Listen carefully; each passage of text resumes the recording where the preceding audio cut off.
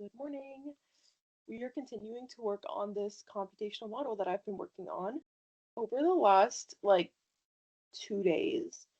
This has gone from something that I'm like, yay, I'm proud of this, I'm doing great, to this is something that somebody maybe with 10 years more experience than me should be doing. And now I'm really nervous. And I've just been sitting in bed, just woke up like, ugh. And I'm just sitting in bed, like reading papers and just feeling stressed. I'm going to show you what I've been learning this morning. Okay, so I did read more papers. In the last video, I was talking about how I've just started reading about the septal neurons. And basically, the septal neurons are something that are connected to the hippocampus that are basically making theta oscillations happen. That's this that I copy pasted in from papers. I don't understand this A1, A2 thing. It's getting so much more technical and precise, but it's like I spoke one time about how when I was a kid, my dad he would make us sign up for this stuff that was way above our kind of our level. At least me. I don't know about my sister, but one time when I was 14, I briefly mentioned that I'd like to volunteer at this radio station. And then my dad got me signed up, and I got there and I just very quickly felt like I was way too young. I was the youngest person in there. Everybody else was adults. I was 14. And yeah, and I just didn't want to do it anymore. But my dad told me you made a commitment, you have to stick to it.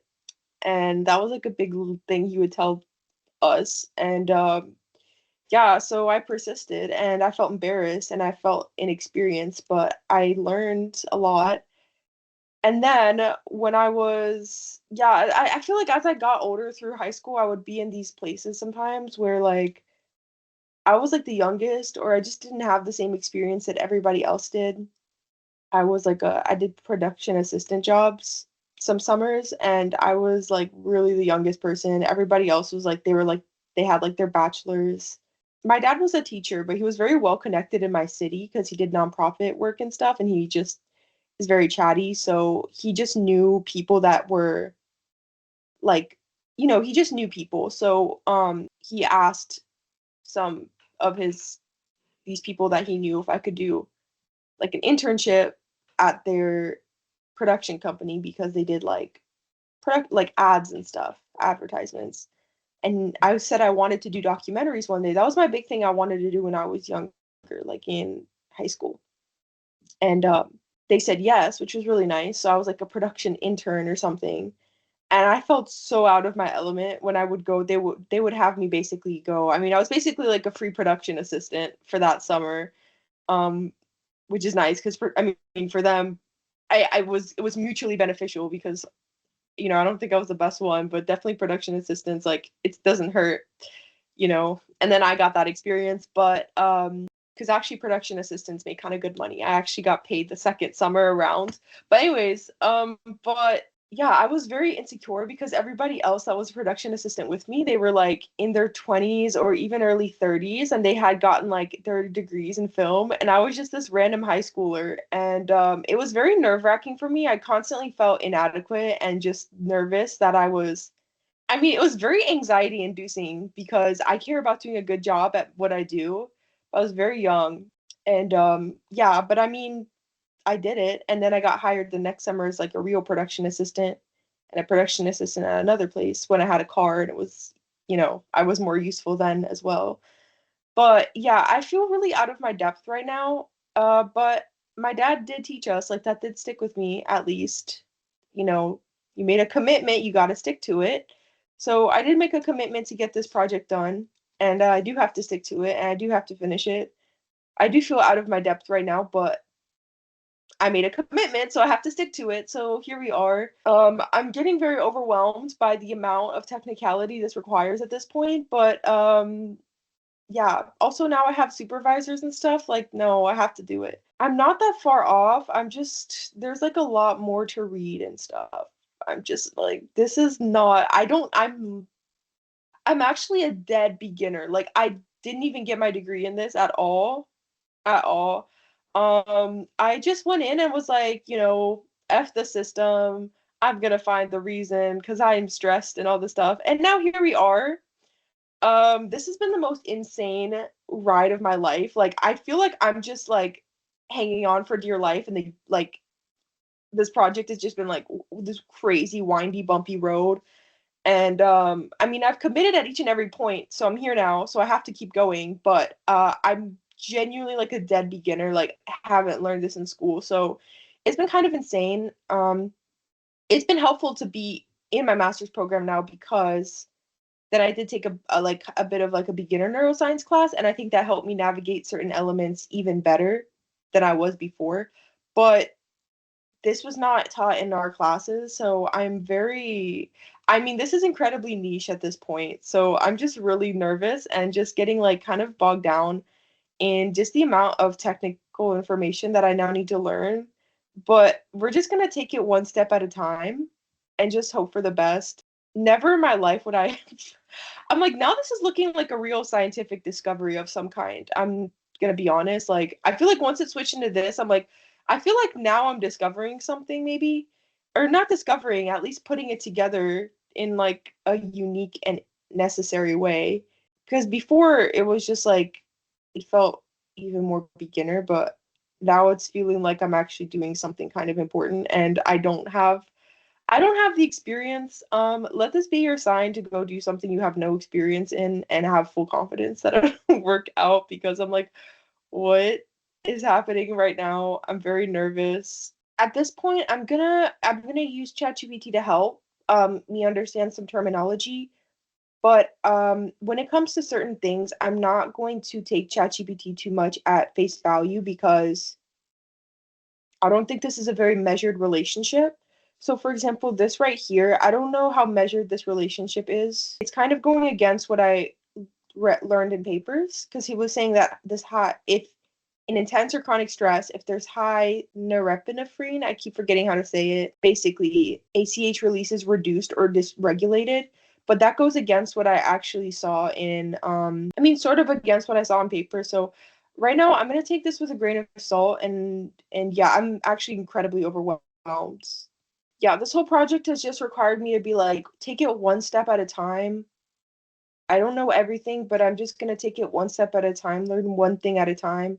So an interesting place that these videos have taken in my learning journey, not only have they been good for me to just speak out loud, because I've heard the best way to learn is to teach other people. So I'm like teaching other people through these, but I also go back and rewatch certain videos sometimes when I'm just like in the mood, or just thinking like, oh wow, how far have I come and all this stuff. And just now I went to look through my little playlist journey. I was like, what were the early videos like? What was I talking about? And I went to watch the one where I actually first learned what neuromodulators even were. And I'm gonna share my screen. I have so many tabs open. So I keep forgetting how to say it. Norepinephrine, something like that. I actually thought that this chemical was gonna be a lot bigger when like in my project when I first started it, and then I completely forgot about it because I went down the acetylcholine route. I went back. This was the one where I read in a paper. I was reading this really big like analysis of sharp wave ripples. I wish I had my literature review open. I would show you the exact text, but it's by it's like the biggest name in sharp wave ripples. I forget his name, but it was talking about how, like, I'll show the exact little quote. It was this quote: so only when the suppressing effects of subcortical neuromodulators are removed and recurrent excitation in the CA3 recurrent collateral system proceed and release a sharp wave ripple population burst. And then I started asking, like, what does this mean and all this stuff, because I was like, I think this is gonna be the route. But it's interesting because they actually started talking, because I was asking, does it relate to my paper, which is something I would ask more in the beginning because I was just trying to wrap my head around the subject. And it actually gave me a bit of information about trauma. And it said in PTSD or trauma, NE is overactive even during sleep. So it's funny because in another video, I was actually reading about all the different neuromodulators, and it was one that was like halfway there assigned for the girlies, and I was reading all the different neuromodulators and seeing like what's going to be relevant to me. And I ended up deciding on acetylcholine after reading some papers, and I kind of was just like forgetting the rest. I didn't think of I was like, okay, that's my one. But I actually thought this was going to be more important at first because I read that it's overactive even during sleep. And I thought that was really, really relevant because it's like even in sleep, you can't consolidate in that case. But I just never came back to it. But I would think about that from time to time. So it's actually useful now because that's actually what I needed to know from that amygdala situation. There's a lot of complex stuff going on here right now. I'm just like just trying to go piece by piece and get more and more information, which is why I have like 30 tabs open. I kind of think that you can do anything as long as you're patient. Like, I don't think that we're inherently built to be one thing or the other, like, oh, humanities or science or something. I think there's a lot of complex reasons why people end up in one or the other place. Like I think that for me, probably when I was younger, I felt frustrated by math and science immediately. And then I my brain just shut off to it. I went super humanities after that. But I think that this project has inspired me to, because I really wanted it so much, to just be more patient. And I think that if you're just patient and you're receptive to the information, you can really learn anything in the world. Like you can learn any skill, you can learn anything. It's just that the thing about school is that it requires you to go at this really quick pace. And so I think really quickly, if you hit a point where you don't get it at the same speed of everybody else, you start to feel like it's not your thing. But I think if we were to let people go at their pace and actually internalize some more abstract stuff from the beginning, then people would not have the same relationship to it. So already I can see here levels of NE are significantly elevated in survivors of trauma who have PTSD. So that's definitely going to be true. And then I guess I'll have to figure out how I think that plays in. But I guess if that's overactive, or I mean, going back to our idea, if that's overactive, that means these septoneurons are overactive because the NE is making these excitable, and that's making the cholinergic system elevated. So I mean, but yeah, I mean, this is just taken like a lot of like a lot of patience, a lot of being super meticulous. Like I have extended amounts of documents with like a lot of learning, a lot of patience, and then just a lot of like seeing the same stuff over and over again and letting everything soak in. Also, I think I learned more because this is the thing is that I think in school sometimes we learn in this very big and general way, and you just have to go from like subject to subject to subject, and that's good for memorizing, but I think it was good. It helped me learn that I had one concept, I had one thing that I was looking at, and I think that it was easier for me to relate. I it was just I had like one abstract function that I was trying to understand, and everything related to that function, which I already had like physical experience with. So I think that made for easier learning actually, even though I was learning more complex things than maybe I would have been at my general neuroscience class, but they were all interlocking. So I think that that made it easier for me as well, that I wasn't like, if you tell me like learn all of neuroscience in the same amount of time, I probably wouldn't have gotten the same experience. But I was like, learn how this one thing happens. And I think that that was actually like a better way to learn for me. I think in school we do a lot of decontextualized learning. And I think that that's why it's harder sometimes to learn STEM stuff in school because I think it's easier to learn when everything is related to something that makes sense to you and something that has like context and something that really actually activates your passion and your interest and that seems relevant. I think that just alerts, I don't know why, but I just think it makes you more receptive to information in a way that just being like, okay, just learn generally. Why? Just because, just for the sake of learning, it doesn't, I don't think it's as conducive to learning. If you had started throwing to me like A1, A2 receptors, all this stuff like in a class, I probably would have been very like, I can't do that. That's not for me. Or like, so I think it's been really useful to see that this is important and I have a stake in learning it and it's going to be relevant to me versus just like mindless information. I think is just not the best way to learn because I'm not one of those people that's like, oh, I'm perfect at everything and like all this stuff. You know what I mean? Like you get people that are like, I went to a really good, like really competitive school for university, and you get people that have like a 4.8. And it's like, what, how?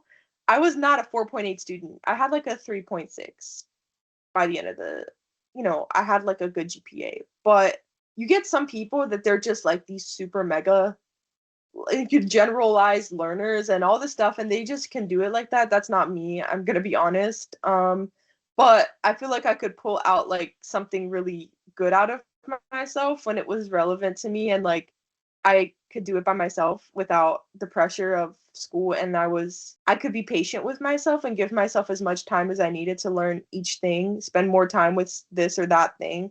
I think that made for better learning for me than in school. And yeah, I'm not one of those people that's like, I just get a 4.8 GPA wherever I go, and I get like, I didn't get a single academic award in college, nothing, like not at all. So I just think it's like it just shows, I think everybody has their own learning style, and just because you don't get like, oh, I'm not one of those people, doesn't mean that you're not smart and that you can't learn something absolutely insane.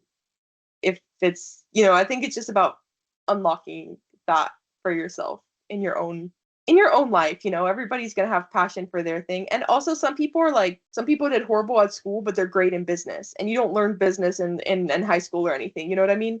There's kids at my school. There's always those kids in my school system, my public school system, they were selling, they would sell food, right? They would like bring snacks and stuff from home. I mean, they're like amazing little like business people. When you look back on it, it's like they're amazing business people, actually, to be thinking about all of that in college. I mean, in high school, and thinking to like, okay, what do I need to prepare? How do I get people interested? All this stuff. But it's like you don't learn that in school.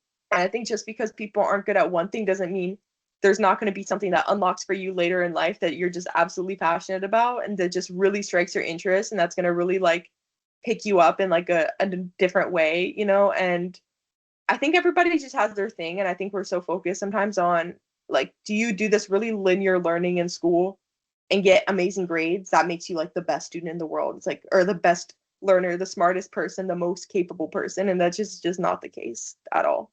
I'm definitely not getting the best grades in my master's degree program right now because I've been focused on this. Like I've been getting very average grades, like passing, a bit above passing. But this is popping off. So you see how it's like, it's just different things for different people, And yeah. But anyways, I'm probably gonna take a break and go for a walk and get some food and stuff because I'm loving this and it's very, very fun. I feel like I'm very interested, and I'm just very curious to see how this will finish. What will be the end thing that I do here. So that's why I'm very like, I want to keep working on it, but I think my brain just needs to like internalize all this information. It's kind of been a lot to soak in. Okay. Here we are. My research assistant. Here, so I'm reading about this now, and already people have already talked about these neurons connected to PTSD and arousal. And so I was trying to read about these I don't think it's A, it's like a symbol 1, symbol 2. I'm going to call it A for now, A1, A2 receptors. And they said it's this one that increases arousal in organisms that have been exposed to chronic uncontrollable stress. I was watching this video today. Let me see if I can find it. This was the video.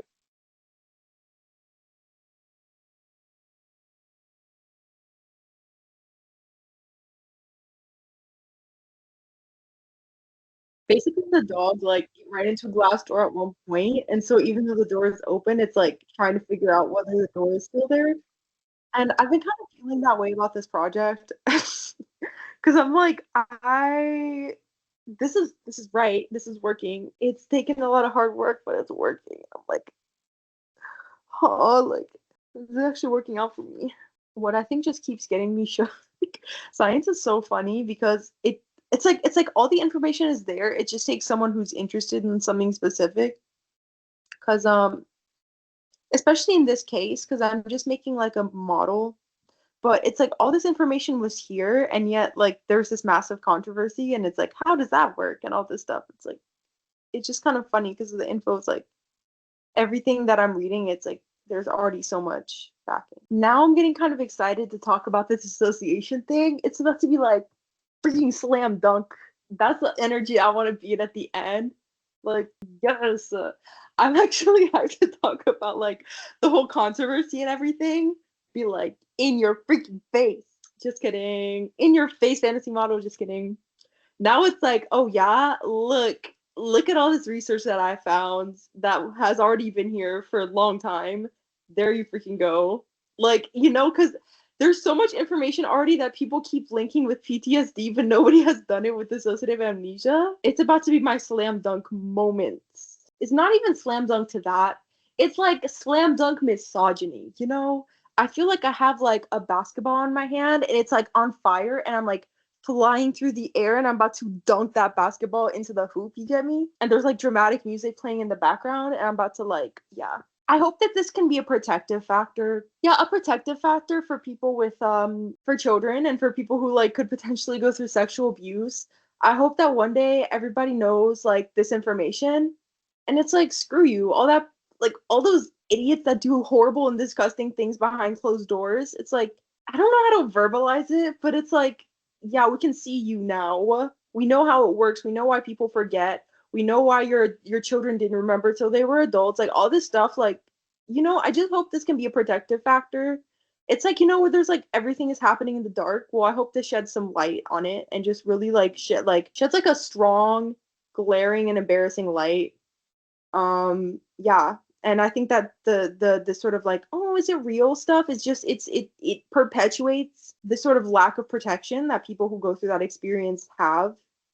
And that makes me angry. Not even for myself and the experience that I went through as an 18-year-old, but I have so many friends who went through just awful and difficult things, and it just really hurts your heart to hear people's stories sometimes. I have like adult friends who they went through like childhood sexual abuse, and then when they didn't recover until they were teenagers and all this stuff. And it's like, yeah, I just think I feel like the patriarchy protects sexual abusers at all costs, and it's pretty insane. Even in science, even as something as rational as science, even in something like psychology that is meant to protect people in pain, I feel like people do anything to protect sexual abusers. It's really actually pretty interesting. And I think that that's a psychological phenomenon that we need to study. Why are we so inclined to protect people doing something so absolutely horrible?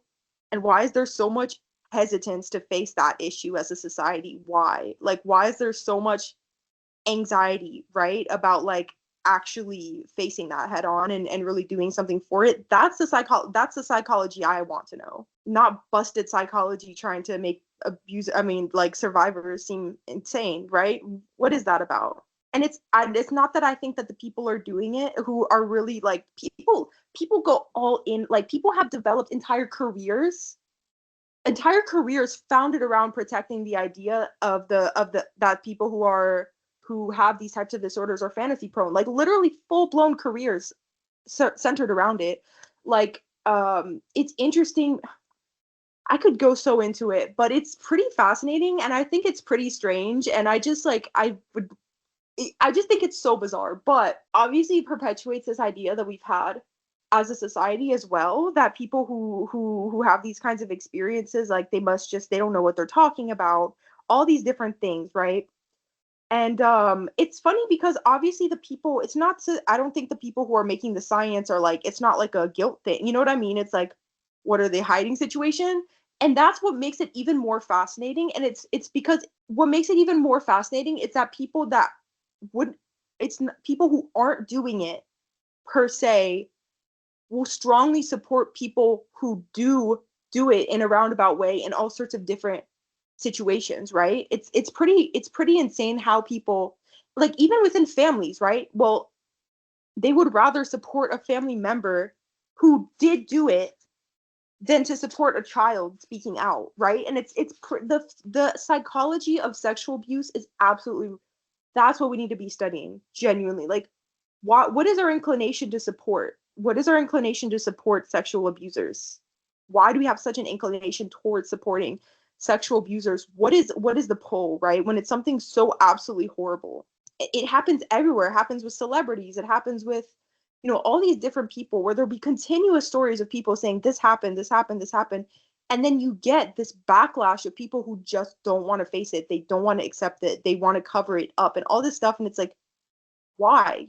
If you didn't even do it yourself, what is your strong urge to protect people like that? It doesn't make sense when you think about it, but it's like it's such a big part of our world, especially right now. I mean, yeah, that's like the most disgusting thing a person can do, right? It's like it's one of the crimes that is the most absolutely senseless. You know, people could murder to protect themselves, or, you know, because somebody really did them dirty or something, or, you know, but why do people rape? Why do people actually sexually abuse? There's no reason for it unless you're very either, you know, there's something in your psychology maybe, but it's one of the most absolutely senseless and painful crimes in of all of the things that a human can do, and yet we are so inclined to protect it more than like a murderer.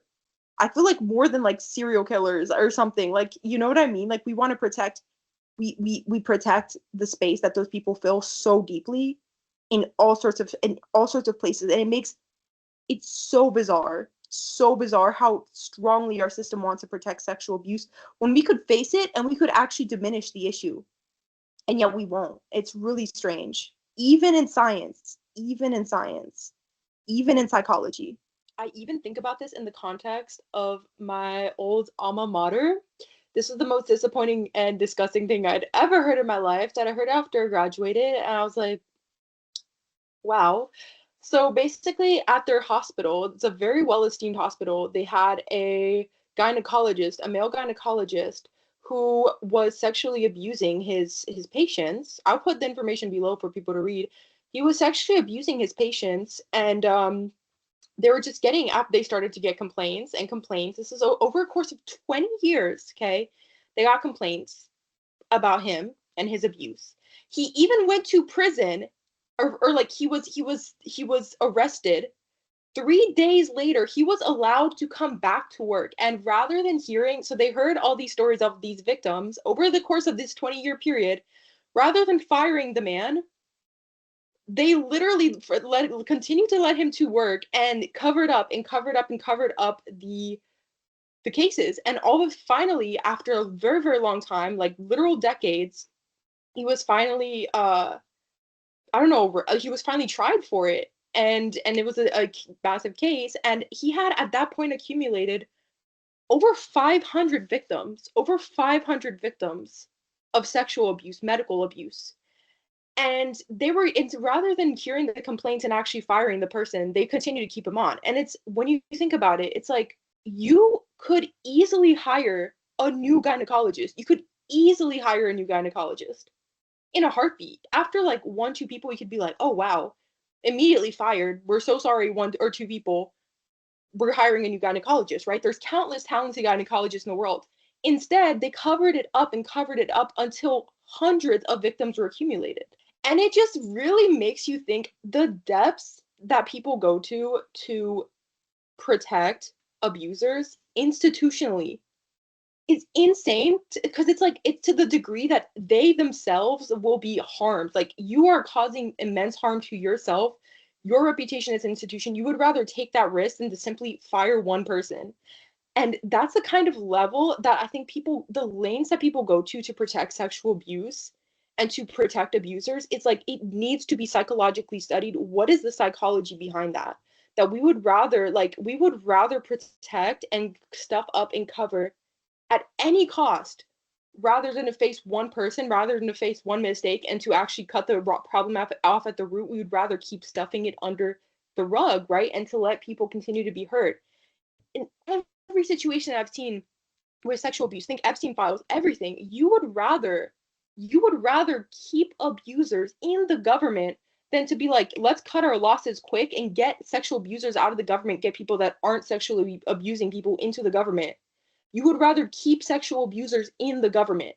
It just blows your freaking mind. It blows your mind how the lanes that people go to protect sexual abuse is something that like it is different from like any other trauma. Like any of the like if somebody murdered somebody, I feel like we like obviously if somebody murdered somebody, we'd be like out.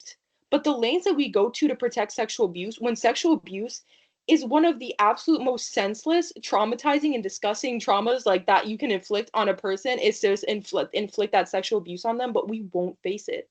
And we will come up with any reason as like in science, in the government, in anything, anything to cover up sexual abuse. We will spread any kind of widespread story, any kind of societal idea required to stop ourselves from facing sexual abuse. It's insane to think that people will make entire careers centered around the idea that people who struggled with dissociation, who struggled with sexual abuse as children, even when there are countless cases where people actually have, like, you know, yes, they did face that as children. There's like research studies of like objective trauma, all this different stuff. Even with that, people built entire careers based on the idea that people who were dealing with this issue just had some kind of innate quality to them that made them create lies about things that had happened to them at a young age. Think how insane and twisted that is, but how pervasive that idea was in psychology. Many people that I know who are absolutely great people also, like, it wasn't that they like, oh, they think that's the case for everybody, but they also believe that, right? It's like it's a pervasive idea. And the sort of hesitancy around dissociation, and it's like it's not even that all people are trying to stuff it under the bus, but it's there's something about it that we just can't like process it. I don't know what it is, but yeah, it's pretty insane that we just can't believe that that would happen, and yet it happens to so many people. The crazy thing too is that if we were to actually start facing it, and if we were to actually start exposing it, sitting with it, believing, and like doing like work for it, it would actually diminish the issue. Like, that's the ironic part, right? It's like we keep it's almost like a procrastination. Like, it's obviously it's worse than procrastination, but it's like if we were to actually start giving people the kind of consequences that they needed to have and all these different things, we would see a reduction in society of this issue. People would be more aware, people would be more cognizant, people would be more afraid to do it, right? But the thing is that we just let people suffer and struggle, and we tell children, like, I don't think that's true, they wouldn't do that. We tell people who are adults who start recovering it, like, are you sure, like, you know, you're just crazy. We just can't face it, and so it perpetuates in our world because we won't face it at all. And it's like if we were to actually face it and do something, we would have a collective behavior shift, but we just refuse to have the behavior shift. That's the the irony. And we embolden people so badly. We give them this confidence boost of you will like you're gonna we will protect you at all costs. Do whatever you need to do, right? And I'm gonna tell one frustrating story, and then I'm gonna go and I'm gonna like take a long break from this. But after this trial occurred, I had so many frustrations. Okay, this is because of how the Title IX system is set up and how people want to protect students, right? So my rapist, okay, who I had extended situations with, he sexually abused me at parties multiple times, and then I won't go into the whole story, but there was like a whole period of time of trauma in my life with this person where I was developing this dissociative amnesia. Part of the reason I think the unhealthy reason I went into this project in the first place was like, if I find the reason, then I wasn't crazy and I can show people that it was real, right? Okay, I wouldn't go to this length and I wouldn't do something that I've never learned before to this length if I wasn't telling the truth about the situation I dealt with, right? So there you go. This. I won't go into all the details, but that's essentially what happened to me. And then I started on this whole Title IX trial after recovering memory, thinking like, okay, great. I'll try to find justice. I'll work hard and I'll work hard this trial. No, right? So most of the things that I tried to get him on got knocked down by things that I don't think were unfair. I don't think they were properly handled, but that's my opinion. Nobody was really, I think, well trained enough to handle the kind of traumatic experience that I was having, to my opinion, okay, on the Title IX process. And at the end, all they got him on was they put him on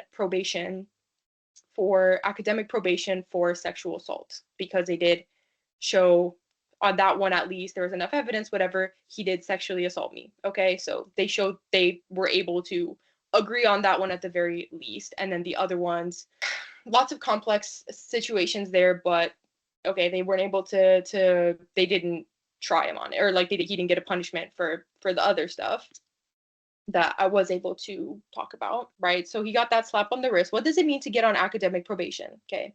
I was on academic probation once amongst other people I know when I was living on campus. for not getting enough COVID tests. We were supposed to get COVID tests like twice a week. I missed like one too many, along with other friends, because for me it was because of mental health issues. That was a semester I was recovering memories, and I had other friends who also were struggling really badly with depression and things. We just missed too many things. We got on academic probation. So he got the same punishment I did, okay, after all that time. And what that means for him is that he, first of all, it was on his record that he was on academic probation. If he did one more thing, then it would be gone, right? I mean, he'd be suspended. Think about this. It took 2.5 years for me to get one charge against him, okay? So 2.5, like practically 2.5 years to get to that point. So it would take another academic discipline trial, whatever. If he did some other thing, if he sexually assaulted another girl, think that would be another 2 years that they'd have to spend on somebody else so that he could officially get suspended. By that point, he's out of school anyways, right? So that was a slap on the wrist. If he did one more thing, you're suspended. Not expelled, suspended, okay? Probably. Unless he did some horrible thing. The other thing is that he had to do a module on sexual assault. First of all, he's the expert. He's like the freaking expert. He knows all about it. He should be telling you guys about it. Second of all of us took a module on sexual assaults before going into school. So we all were very well educated on what that meant because all of us took a module as a requirement to even start school. So you're just reminding him on things that, first of all, he's the expert on in the first place. He knows. And also, he already should have known through before, right? So that was his punishment. That was it. That was the punishment. It's on your record. If you do something else, you're suspended, and you have to do an online training on something you clearly know a lot about. Okay? That was 2.5 years of my life for that. Now, what happened after is that clearly this man felt, first of all, there was a lot of situations where it was incredibly disempowering for me. He was not barred from going to any on-campus events. So even though this is the thing, is that we technically were supposed to have this little, almost like a restraining order, but like a on-campus version. We had like a little restraining order type situation. We weren't supposed to be within a certain distance of each other. We weren't supposed to interact with each other in classes, nothing. So when I had multiple situations on campus. So we had a senior dinner, right? And I got to the dinner, and his table was quite literally next to mine. We were one table apart. So even with this in place, right, this is the things that the school is not going to go out of their way to actually check on these events and actually make sure that these little systems are in place. That's up to you. Everything is your responsibility. So I get there, and he had been placed literally one table away from me, literally my next table over. So I had to basically go up to an official on the school, the senior dinner thing, and tell them like, hey, we're not supposed to be next to each other actually because of like a situation. I had to, in front of him and all of his friends, I had to go. They had moved all of our stuff. I was around people, like some of my friends brought people that I wasn't like that close to. And I had to, in front of all of them, we had to move all of our stuff, and they moved me all the way to the corner, the entire corner of this outside place. He got to stay in the same place as that he was sitting. And I was moved all the way over to the corner, the drafty little corner with my friends at the senior dinner. It's like, first of all, how is that fair? Second of all, how is he still allowed on events? Third of all, why is there no protection in place to actually make sure that my emotional safety is taken care of? And why aren't people being called and be like, hey, these people are not supposed to be next to each other. Please just keep them away from each other and make sure they're not sitting in the same place. That's supposed to be my job at every event. And think about like just the level of like the level of intensity that is for me to have to keep basically checking on all these events to make sure that somebody who harmed me is not going to be placed in literally the table next to me. It's just simple stuff that they could put a little bit more effort into for us survivors to basically like be there. And now it's embarrassing. And now it's like, okay, he gets to stay where he is. He's the king on his throne, and we're going to move you to the drafty corner in front of everybody. It's like, how embarrassing is that, and how empowering for him that he doesn't even have to move. He doesn't even have to move a finger. He's royalty on campus, essentially. Second of all, I had another situation where, let's spill all the tea today. Basically, I went in to eat with my friends, okay? I wanted to eat with my friends at my cafeteria, okay? And it was practically empty. There was like nobody in there, okay? He comes in out of the blue. I see him out of the corner of my eye. I see him coming in. I see him going to get his food from the dining hall. I'm already on edge.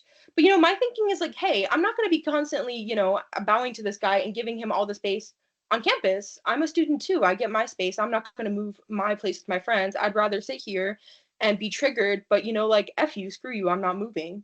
He comes up. I see him. I'm like, I lose track of him. I'm like, where did he go? He went and get his food. All of a sudden I turned to like this. He's walking in. He's walking. The whole place is empty. He walks behind me. My seat is here. He passes by my seat, literally practically touching me, turns the table, sits right behind me, directly behind me, at the table behind me with his eyes facing my back, glaring at my back from the table behind me. This is after he's already on probation. I thought, like, hey, we're not supposed to be doing retaliatory actions. Like, hey, this seems weird that he's doing this when the whole entire dining room is like open, right? It seems extremely strange that he would sit directly behind me, staring at my back when he's not supposed to be interacting with me. It seems like he's trying to intimidate me and make me feel uncomfortable, right? We're also not supposed to be close to each other. So I set up a meeting to talk to my Title IX team and tell them, like, hey, he did that and that's weird. Like, he's not supposed to be doing that. And they tell me, like, actually, that little, like, thing, that little stay away from each other, like, we'll talk to him, but it also goes both ways. So next time that happens, you should just leave the room. Who is getting protected here? Is he getting protected or me? Because I thought the whole reason to keep us away from each other is because he did something bad to me. So now I have to leave the room every time he enters. So he's just royalty on campus, right? He's this protected entity that anytime he comes in, I should leave. I should be constantly calling to make sure he's going to stay away from me. All these different things, right? It's just simple things that it's like, why do we constantly place this sort of power and this sort of emphasis on abusers? Why are they always the ones that are practically worshipped everywhere that they go? Why can't us survivors actually be heard for once? And why can't the effort be put in for us to feel safe on campus? I thought I went through all of the effort, first of all, to keep myself safe on campus, right? So I could have that protection in place, and also to keep other people safe on campus because he already hurt me, right? Now I'm showing you this is the science. This is how I couldn't remember the awful things that he was doing to me. I said, like, everybody left him. Nobody wanted to be friends with him anymore. I was the only one stuck. I was the only one left, right? And so I'm trying to protect other people on campus. And what's happening? He's getting protected and he's getting to go to school events. He's getting to pick up kids to go stay in his room, new incoming students after already being on academic probation. I'm getting moved. I'm getting told to leave the room so that he, the king of campus, can have the entire cafeteria to himself. Poor little baby boy, let's protect him, right? So these are the things that people do that it's like, who's actually getting protected here? Who do we actually care about here? And why are the systems in place to protect abusers at all costs? Sometimes I love this project. Sometimes I feel like this is so incredibly emotionally painful. But then I think, like, hey, is anybody else going to do it? Does anybody else care? If all the science was here, all this evidence was here, all this information was here, why are we still acting like sexual abuse stories are fake? Why are we still acting like dissociative disorders are fake? Why are we still acting like recovered memories are fake? Why are we still acting like dissociative identity disorder is fake? And why are people still sitting here making whole careers around creating theories that these people are lying and these people are faking? Even in psychology, why can't we have a safe space? That's the question I have. And it's like, is anybody else going to do it for me? Or am I just going to sit around here and be completely unprotected by society, have nobody care, nobody do the science, people just gaslighting me and telling me to leave the room and get out of the way so that the abusers can have their space? Is that how it's going to be? That's why I was like, no matter what, I have to do it, because at the end of the day, who was going to do it for me? Clearly nobody cares enough, and clearly nobody's, not nobody. There's lots of people doing great work, but it's like, are you joking? Like, I have to sit here with this stigma, letting people kick me around so that everybody else can, can be comfortable. I'm sorry, the university can be comfortable and my abuser can be comfortable on campus. Men can stay comfortable, right? Well, I have to be uncomfortable and I have to be in pain on my campus after pouring work and pouring my life into actually trying to protect students on campus. You don't want to protect them? That's what I find interesting. If I were a university, I'd put all the money and effort into protecting students so that nobody would get hurt like that. But clearly, nobody cares, And I'd rather be like an obsessed survivor, actually learning a skill and creating opportunities for people, than to sit around and be healthily stigmatized, healthily kicked around. I think the healthy option for survivors is to sit around, apparently, according to people, sit around, let people do whatever, just take it, don't do anything, don't say anything, don't get mad, don't make complaints, don't raise complaints, don't retaliate, don't do anything, right? Just sit around and let people passively stigmatize you, let people passively say whatever they want, get out of the room, be quiet, leave, and don't say anything, right? If this journey was unhealthy, like, at the end of the day, I'd rather be unhealthily destigmatizing my situation than I would be healthily sitting around and feeling like, piece of dirt under somebody's shoe. But you see, when you embolden abusers by not actually confronting what they're doing and you give them that free pass, all they do is take that as a sign to keep harassing people, and they take that as a sign that they're protected to continue harassing people, right? They don't have to do anything, get away the first 10, all of a sudden you're getting to 500 over 20 years, right? They don't stop because you let them off the hook. They keep doing it, and they think that you are someone who's going to protect them and support them, right? So now they can do more risky moves, oh, now I only got a slap on the wrist, amazing, I'm going to go do whatever I want, stare at a girl's back, intimidate her, right? That's how they feel. That's how they feel when you give them that free pass. That's why we stop giving them the free pass. We actually listen to what people are saying.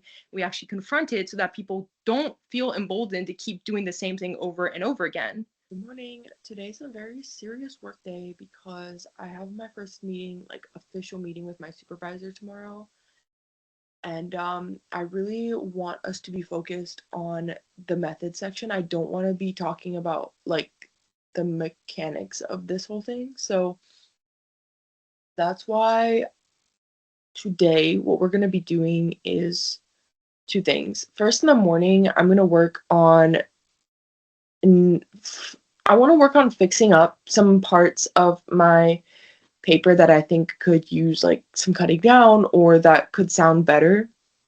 I really want to work on I have a top part of my paper that's about dissociation in like just a pure psychology context.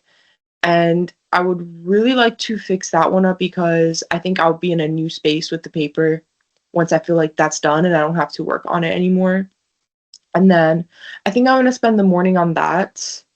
And then maybe if I take a break or like in the afternoon, I want to work on getting like all the little fine-tuned details of this mechanism that I've discovered here together in the last video. So basically what I'm trying to figure out is if an increase in noradrenaline or basically innervates the septal cells, medial septum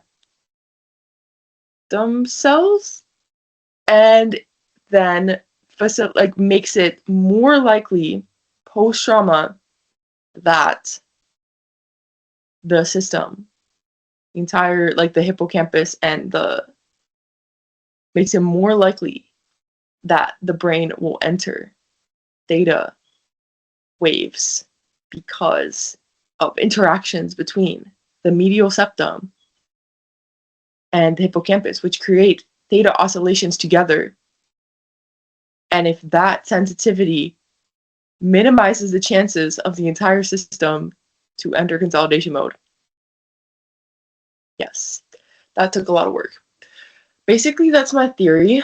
I'm still wrapping my own head around it. Or not my head, but like my mouth, because it's hard to say. But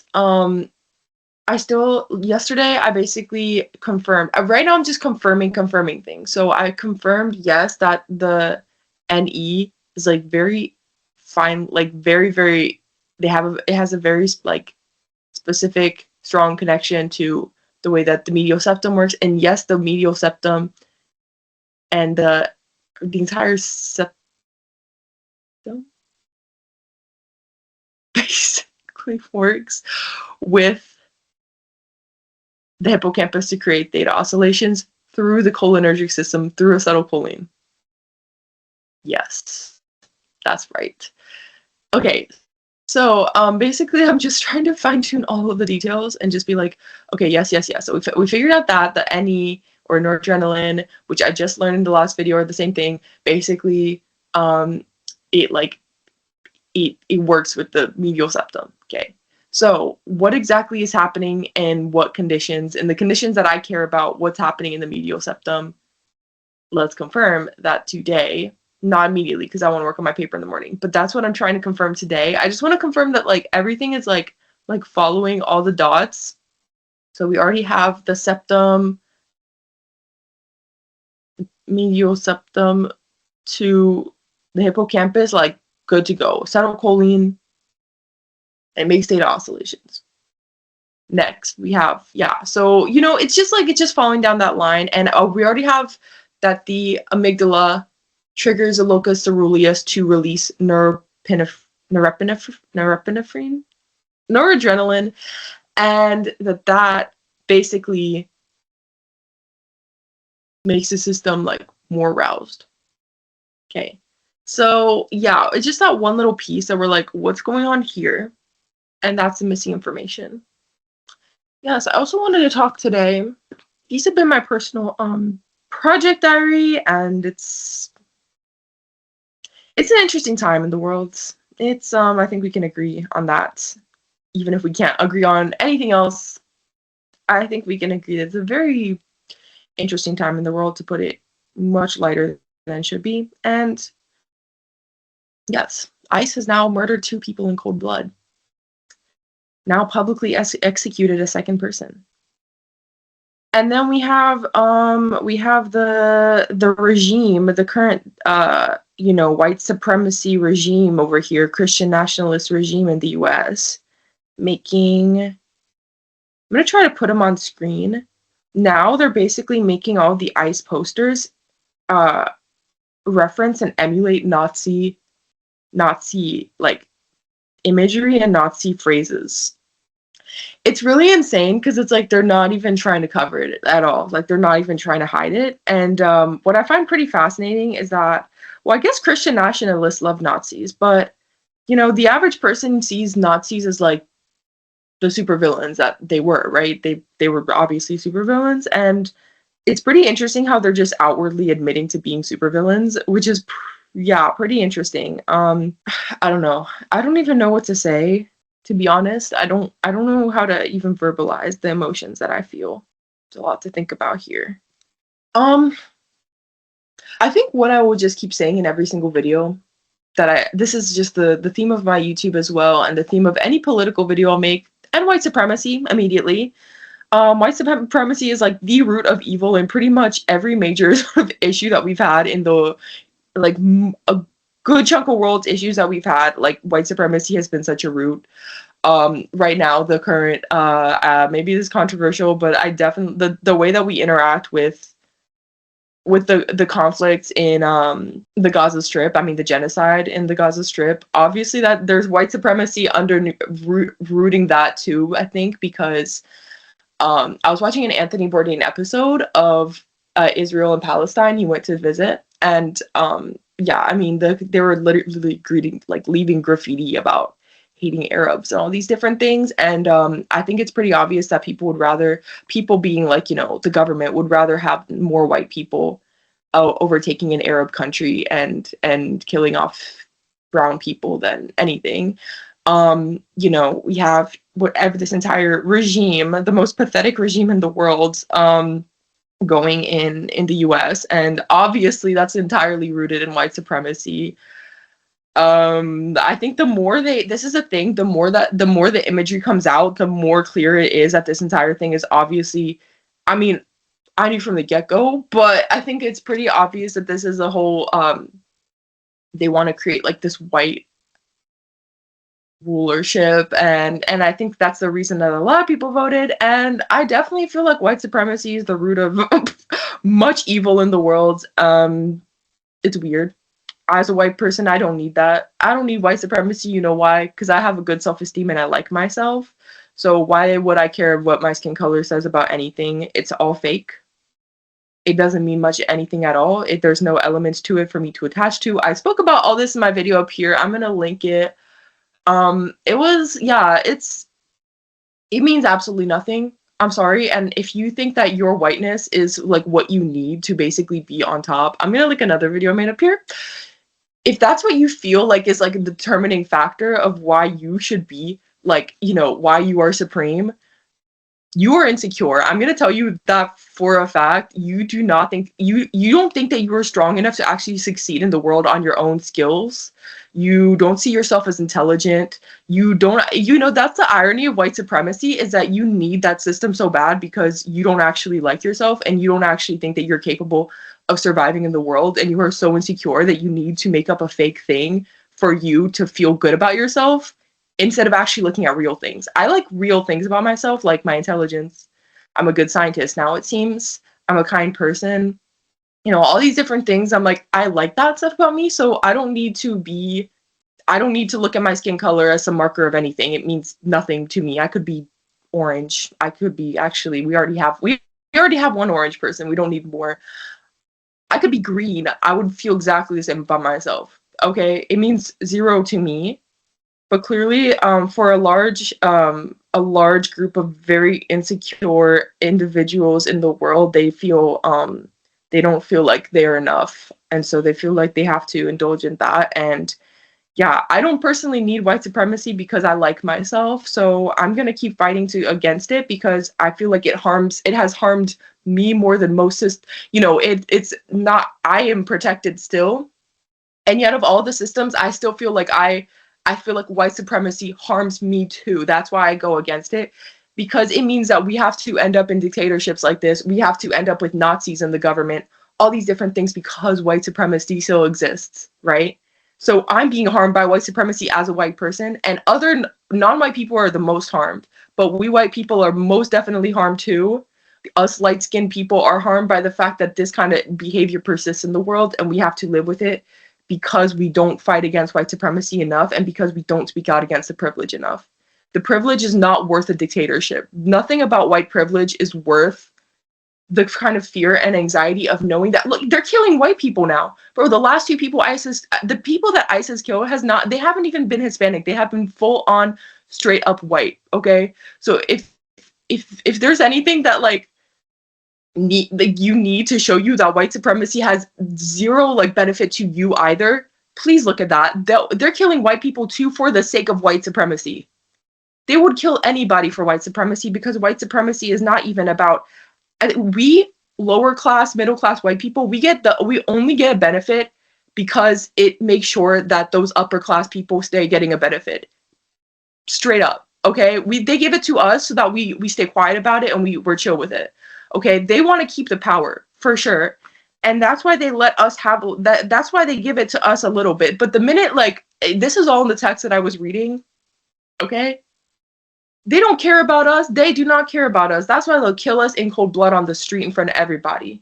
Okay, that's why they target people who are broke, people who are insecure, people who are feeling left out, people who are feeling neglected, right? That's why they target them with that ideology, because they feel these people are going to really support it, right? These people are going to support it because they have nothing else, right? But you do have something else, you know? You are a great person. You are, you know, you're an intelligent person. You're a person who can develop many different skills. You are a person who can be of great benefit to your community. You don't need that. And at the end of the day, they gladly hurt you too if it meant that they kept power. The white supremacy is just to make sure a mass amount of people are going to do something that's going to keep them up there. So yeah, I most definitely do not. I mean, I love people, non-white people, with all my heart. My mom is not white. A lot of my friends, not white. Okay, I love non-white people, and that is one reason to fight for white supremacy. The other reason to fight against white supremacy is that let's stop getting in these situations, okay? They don't care about skin color. Even Nazis, Jewish people are light skinned too, right? They'll go after them in a second. They don't care. So yeah, to this day, actually, I've had many interactions with white supremacists that still don't like Jewish people, and I'm like, so it's not about skin color at all, right?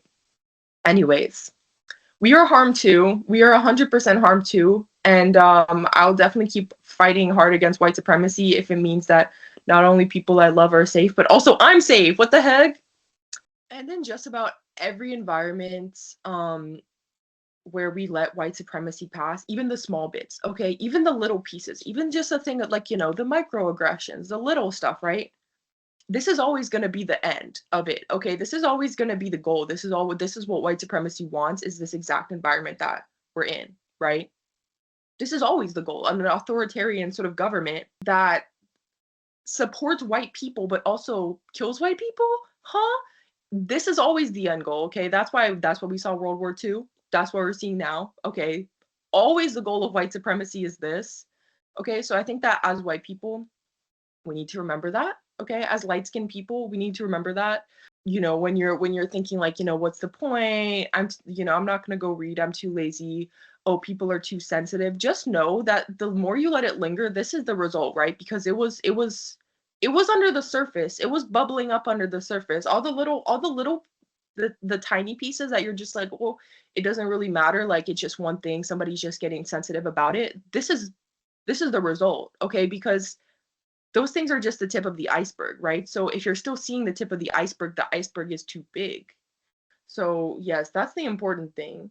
That's why it's important to check ourselves and to understand ourselves, right? Because when even if you, like, it's a minor thing for you, and you know, oh, it's just an accident, or oh, that's just how we were raised when we were younger. People nowadays are so sensitive, right?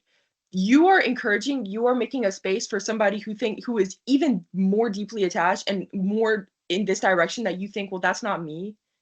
You're making space for them, and you're encouraging them, and you're actually, in your actions and your words, you're saying, like, you know, there's a safe space for that, and that's not what we want. Why? Not only because we don't want people in other cultures to be suffering and struggling, right? But because we don't want this anymore, right? We don't want this.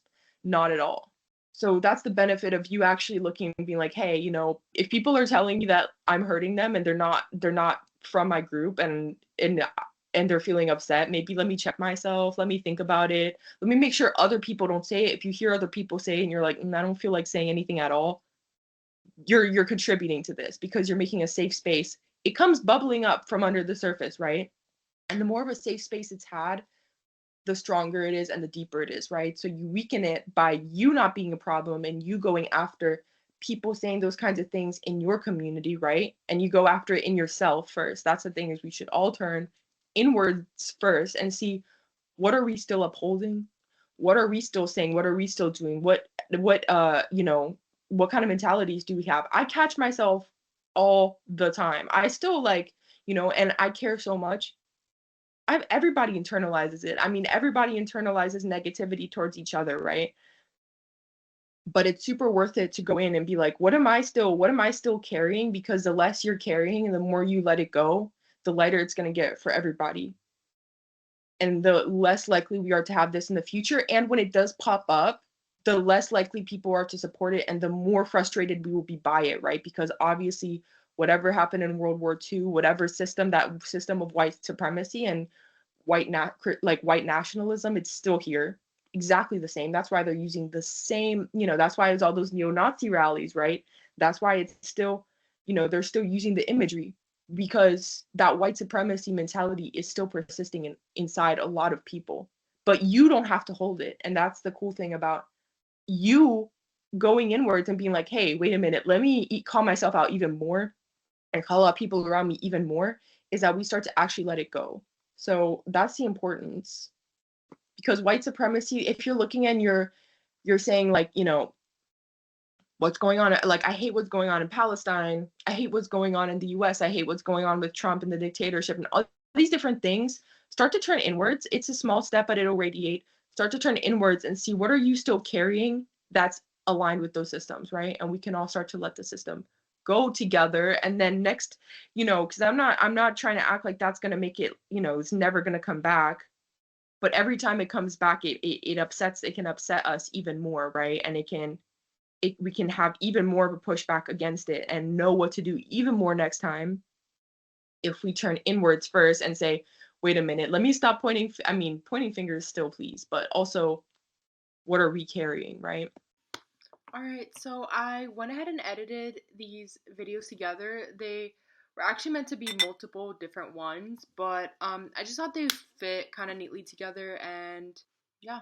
But basically, it's going pretty well. It's the 31st of January, and I actually ended up having a meeting with my supervisor, and he really felt positive about the work that I'd done. He was very surprised because I was very early. It was only our second meeting. I showed him multiple different things I showed him sort of a small overview of what I had worked on. I showed him the different rat studies that I had basically been studying and explained kind of the concept, and I explained the salience experiment and how I thought that those rats were basically going into that mode because of salience, higher salience after trauma. And then I showed him what I thought was happening with the septum neurons and things like that. So this is a thing, and this is what I wanted from him, like as a supervisor, is that I don't yet have the skills to fully build this model, but it's good because I'm very early. So worst comes to worst, I can probably build it myself. Like I can learn something simple. He was saying that I didn't need to do like that whole big thing, which it's kind of cool because then I can save that for another paper. But he was saying that actually what I had already I was like, months of work that are good for me that I have that information, but just probably not going to go into my paper. But he said I could just do a simple one with just the acetylcholine going up, and that's it, and not the sort of internal dynamics. And in our meeting, he was kind of talking through like what he imagined that would look like. And so, yeah, I don't know where it's going to go from here. I need to have a further conversation with him. But I don't know if I'm going to try to seek someone out who might be willing to spend the time to make that model, and I'll make it as simple as possible.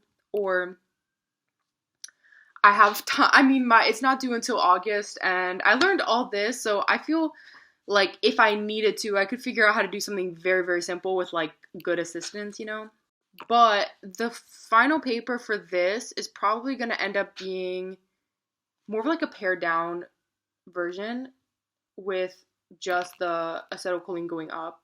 The reason that I didn't stop there is because I feel like those papers were a little bit old. It doesn't mean that the information in them hadn't been backed in other ways, but that's one sort of bit of advice that I had gotten from somebody else in my life who I showed this to, who is a neuroscientist as well.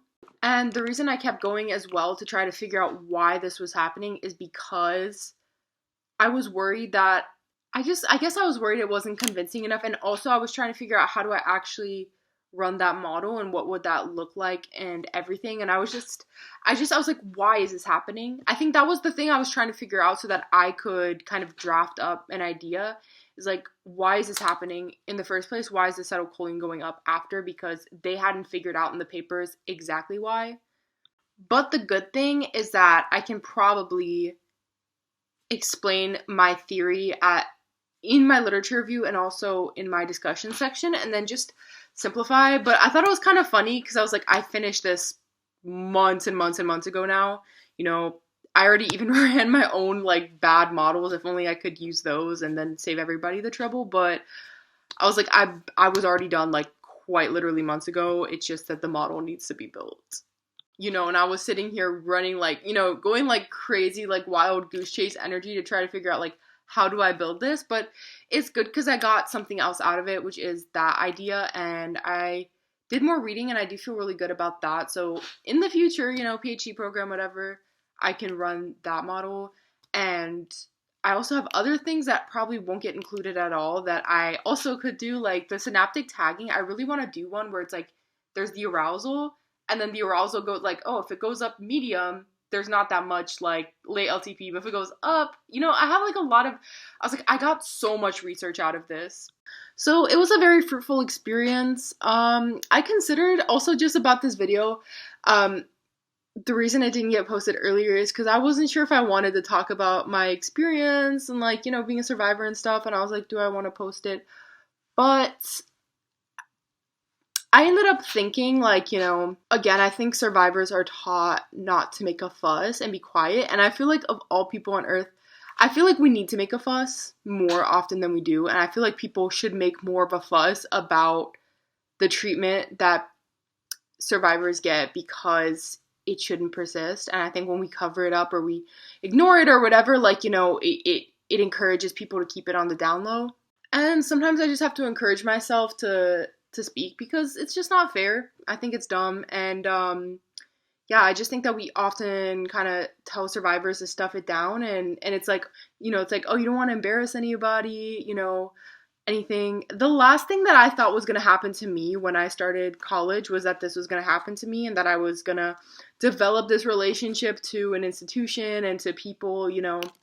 And I want to say that, you know, it wasn't the plan, and I went in with a lot of school spirit, and then it was very frustrating, I think, to feel like, oh, whoa, like, I don't feel like my experience is being very respected and very prioritized within this space. And I also just saw a lot of other kind of icky things that from this universe, from my alma mater, that was like, we're leaving with a different relationship than we started with, and it's really sad because I was very excited, but it just kind of disappoints you. And I think that sometimes we have this tendency to personify, or I have a tendency to personify institutions. I think we are encouraged to personify institutions, personify governments, and all these different things, you know, governments, companies, and they're not people, you know, they're a company. And I keep getting, you know, you get this instinctual feeling of like, I don't want to hurt your feelings. And I think particularly as a woman, I'm taught that a lot. It's like they are making bank. They are the largest landowner in the city, in New York City. The private landowner, they pay next to nothing. Okay, they're screwing over Harlem. All these different things. I'm like, I don't need to feel bad. And I think that we are often taught as women particularly to feel this sort of, oh, don't say anything, don't hurt their feelings. And I think particularly going through abuse, I saw a video one time that I put in another video about a woman talking about her abuse story, and she constantly felt the need to, like, oh, don't hurt your abuser's feelings, poor them, and you internalize all this negativity that you are so, like, you know, you're so disruptive and frustrating. And I'm like, I'm trying to unwrite that and be like, hey, they make a lot of money.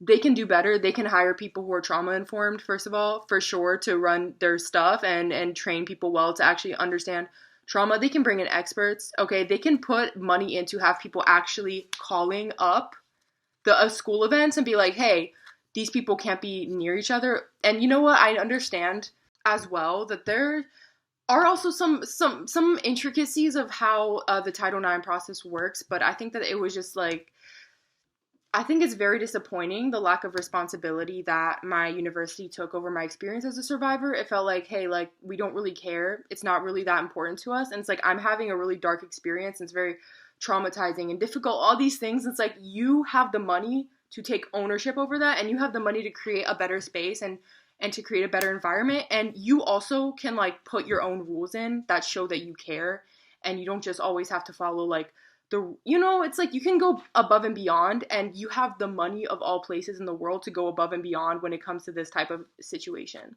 So when I saw like other stories, like the one I mentioned that's in the comments in the description below about the sexual abuse case and all that, I was like, oh yeah, no, this is a pattern. This isn't just a me thing. We've had very famous protests from survivors on campus as well, and it's like, you need to do better for our experience. And as a woman, I was like, I constantly reflected on the fact that it's like, yeah, you want more women on campus, you want smart women, but it's such a conditional love, because it's only as long as we are being good and making you money. But the minute that we have an actual frustrating experience, oh, all hands off, we don't care about you anymore, and you can go do what you want. So I think that really frustrated me, and I need to, like, I personally, I think all of us need to stop personifying companies and personifying institutions and stuff. We're there to make money for them. So yeah, you know, at the end of the day, we're basically their product, right? Because they're marketing us to investors, they're marketing us students to, you know, potential professors who are going to come in, all these different things. Like, a university is a business, and I think that a lot of times universities try to market themselves like they're your family, and I think that ends up coming out in these difficult ways where it's like, oh, I can't say anything because, oh, poor them, and, like, you know, all this stuff. And it's like, they're not people, they're a company, and people are hired to work there, and they make a lot of money. And I don't need to be, like, stuff my feelings down about the kind of frustration that I faced on campus, and they have the money to also do better. So I ended up deciding, like, yeah, I'm going to post this because survivors, let's make more of a fuss. We are just taught to, like, be quiet and don't make a fuss, and it's so irritating. So, and at the end of the day, that sense of frustration and grief that I feel comes from the fact that, like, I was a teenager and I had such a high image of the school and everything, and they try to sell it like this family, and that's not a mutual vibe, you get me, where I think that often, like, schools try to make that energy for us students and try to sell that kind of community, and it's like that kind of like, oh, I feel so bad for you feeling, it's like, that's me, and that's the love that I had for a school that I felt so much grief at, that I was like, yes, I can't wait to be there, and there it's going to be such a thing. And it's like, they don't feel that for me because they get a lot of students all the time, so I'm a number to them, and I think I need to remind myself of that from time to time. And like, sometimes you need to remind yourself of that for like your job, or again, the government, all these different things. It's like, they don't know me and they don't care about me, like I am a product to them. So yeah, I feel grief because I wanted a great relationship to the school. Do you see what I'm saying? So it's like that, it's just a projection on my part. So yeah, my professors were amazing. I did get an amazing education there. I'm grateful for that. But I think that we generally, as a community, as a school community, and not as the administration, can agree that there's a lot of issues going on up there that really seriously need to be sorted. And I think that a lot of professors, grad students, everything could agree with you, like would agree with me on that. That's not, it's not to say anything about the amazing academics that I met at this school. It was great, and it is a beautiful school, all that, but doesn't mean the administration does not need, like, really, they need to do like an overhaul and really change up the values, and the board of trustees needs to get a little bit less selfish and think a little bit more about the community that they're in. And lastly, I admire the type of research that they do. At the same time, I think that if you are positioning yourself like, we're doing all this for the world, but in your own home base, you are censoring, infringing upon communities that are the most in need of support, and, all these different things, it's like, then the work is a little bit pointless. I mean, it's not pointless, but you get what I'm saying? It's like, take those values then and actually extend them, because if you're actually causing harm to the communities that you are supposedly doing all this research for, it's like, what's it for then? Like, for the good of the world, but also let's kick Black and brown people, low-income Black and brown people, out of their homes. Oh, this is for the furthering the progression of society, but we're gonna like stuff down the voices of survivors and women on campus. It's just we need a little value change. So yeah. Anyways, that's why I ended up editing this video, but I hope you enjoy.